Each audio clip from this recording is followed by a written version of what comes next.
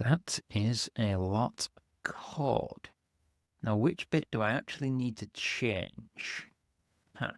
This is a lot of code to define what is a simple Lambda function. It works. It validates requests all the way up at the top here. It queries DynamoDB. It responds to the DynamoDB result. It runs some business logic. It makes another call to DynamoDB. It checks some event tree, runs some more business logic, publishes a notification.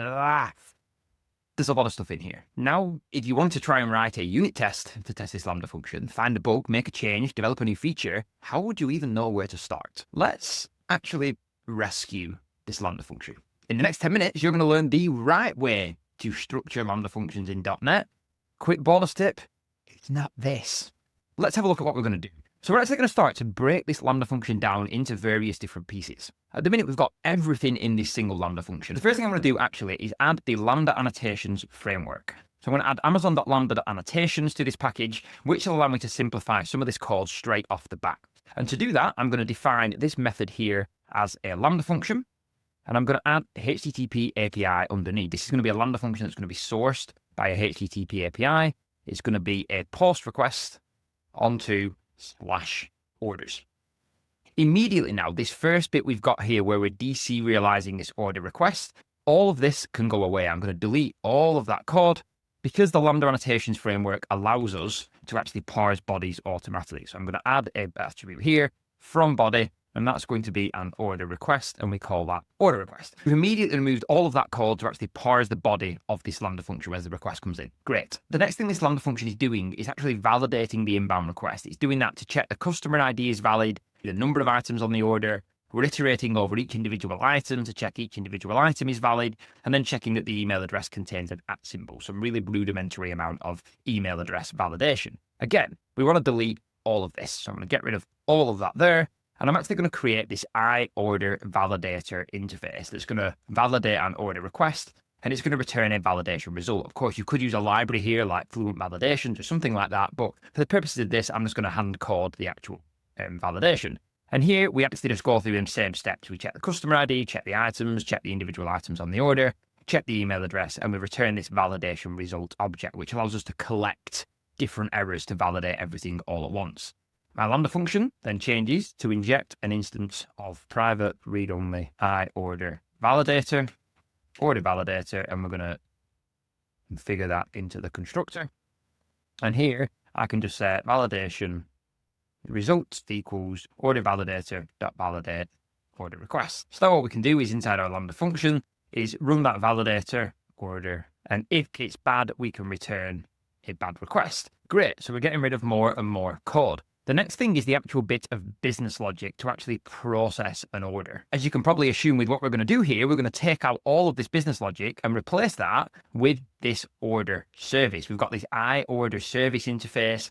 This iOrder service allows us to process an order, and then all of that business logic for processing an order is contained inside this file. This is loosely the ports and adapters or hexagonal architecture style, where you've got core business logic, all defined here in a nice simple 88 lines of code. And then you've got the actual adapters or the stuff around it that's actually going to call into that business logic. So here again, I can create a new interface of iOrder service. I want to get my order service, and then I'm actually going to delete all of this business logic. And there's a lot that needs to go here. All of this, all of this, all of this, even the notifications, all of that is going to go right down to our response. And then I can say order result equals order service.process order async.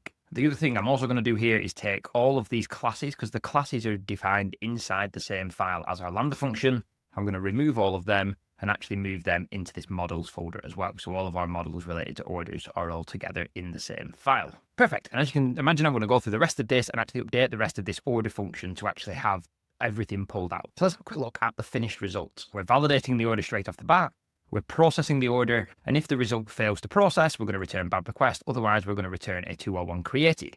We've also got this startup.cs file to configure all of our dependency injection. There's a benefit of using the Lambda Annotations framework is that we can actually put all of that configuration in a place that you would expect, i.e. a startup.cs file. Now, I know in modern .NET that is more often than not program.cs, but I'm sure many of you are familiar with this configure services pattern. Now, the last and final benefit of doing all of this is it now makes this code really easy to test. We've got tests specific to our OrderValidator to run the different validation, to check different validation scenarios. We can write tests related to the actual services. And actually, best of all, it becomes really easy to test your actual Lambda function. One of the common challenges with actually working with Lambda and .NET and serverless is your local developer experience. How do you develop things locally? And things like .NET Aspire, as you saw in my last video, have made this a little bit easier. But actually, you've still not got an easy way to get that fast feedback loop inside your IDE. Whereas once you actually start using this kind of model to structure your Lambda functions, you can actually test this order function directly.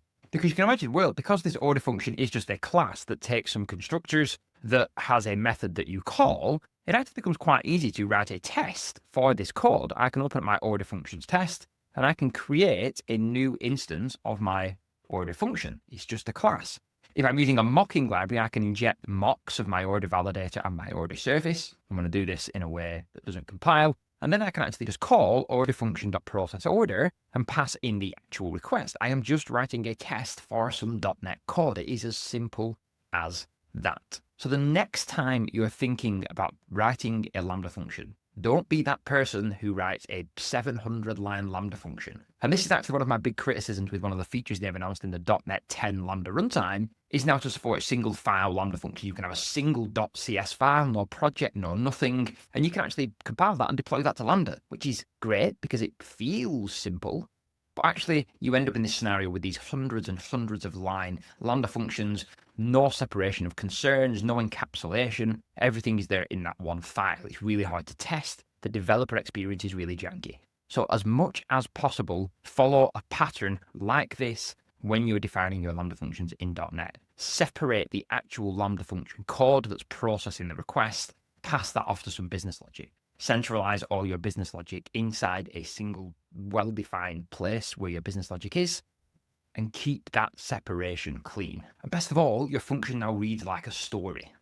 Validate, process, return response. Your Lambda function should be thin. Don't end up with this. Instead, end up with this. Apply the same principles you would to any .NET project to your Lambda function as well. Make this the goal.